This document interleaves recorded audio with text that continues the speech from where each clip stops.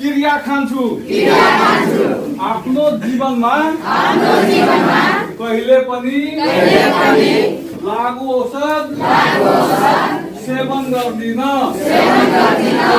लागु औषध कहिले सेवन गरे भने मेरो सातो बिग्रिएन। एउटा टोकरीमा सडेको आँप एउटा गयो भने त्यसले के गर्छ? सबैलाई बिस्तारै सराइदिन्छ। लागु औषधमा फसेका व्यक्तिको। अर्को त्यो व्यक्ति कतिवटा भने टाइममा आउँदैन, खाना रुचि लाग्दैन। अब त्यो व्यक्तिको साथी सङ्गी कस्तो हुन्छ भने त्यो सबै उस्तै प्रकारको है। त्यो राम्रो मान्छेको बिचमा बस्न चाहँदैन। त्यो व्यक्ति कहाँ बस्छ? त्यही समूहमा। अब एकजना चोर भयो भने उसले साथी कस्तो बनाउँछ? एकजना चोर भयो भने चोरलाई पनि साथी बनाउँछ। एकजना गजेडी हुन्छ भने त्यो साथी पनि त्यसैलाई बनाउँछ है। भनेपछि एउटा टोकरीमा सडेको आँप एउटा गयो भने त्यसले के गर्छ? सबैलाई बिस्तारै सराइदिन्छ। अनि हामीले हाम्रो समाजमा ती कामहरू गर्ने मान्छेलाई हामीले सम्झाउनु पर्छ, त्यताबाट अलग गर्नु पर्छ। किन संसारमा किन जन्मेको है, यो प्रश्न गर्नुभयो भने त्यसको धेरै उत्तर तपाईँ आफै खोज्न सक्नुहुन्छ।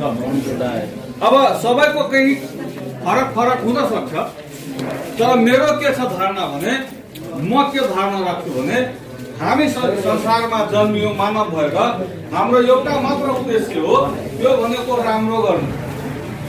हाम्रो पहिलो र अन्तिम उद्देश्य के हुनु पर्दछ भने राम्रो गर्नु। तपाईँ खेती नै गर्नुहुन्छ भने राम्रो खेती गर्नुहोस्, पढ्नुहुन्छ भने तपाईँ राम्रो विद्यार्थी बन्नुहोस्, तपाईँ जागिर खान जाँदै हुनुहुन्छ भने राम्ररी चाहिँ जागिर गर्नुहोस्, तपाईँ डक्टर हुनुहुन्छ भने राम्ररी चाहिँ बिरामीको उपचार गर्नुहोस्। तर हाम्रो मानव जीवनको पहिलो लक्ष्य भनेको राम्रो। हामी जे क्षेत्रमा काम गर्छौँ त्यहाँ राम्रो गर्छौँ, त्यही नै हाम्रो पहिलो उद्देश्य। अब अरू के छ? अब तपाईहरु अहिले विद्यार्थी हुनुहुन्छ है, पढ्दै हुनुहुन्छ। तपाईहरुको आमा बुवाले तपाईलाई स्कुल किन पठाएको छ? उनीहरुको पनि त केही सोचाइ होला नि है। मेरो छोराछोरी स्कुल जान्छ, पढ्छ, राम्रो मान्छे बन्छ, त्यसैको लागि त पठाएको हो नि है। क्रिया खान्छु आफ्नो जीवनमा कहिले पनि लागु औषध सेवन गर्दिन। मेरो जीवन मेरो लागि अमूल्य छ। मेरो जीवन मेरो समाजको लागि, मेरो देशको लागि अमूल्य छ।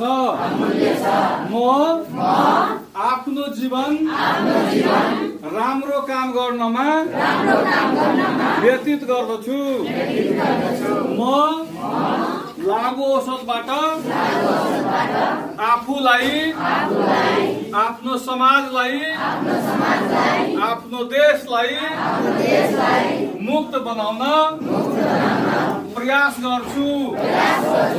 म आफ्नो समाजप्रति, आफ्नो देशप्रति उत्तरदायी छु र आफ्नो जीवनको अमूल्य समय, आफ्नो अमूल्य जीवन यो कुलतमा लागु औषध दुर्व्यसनीमा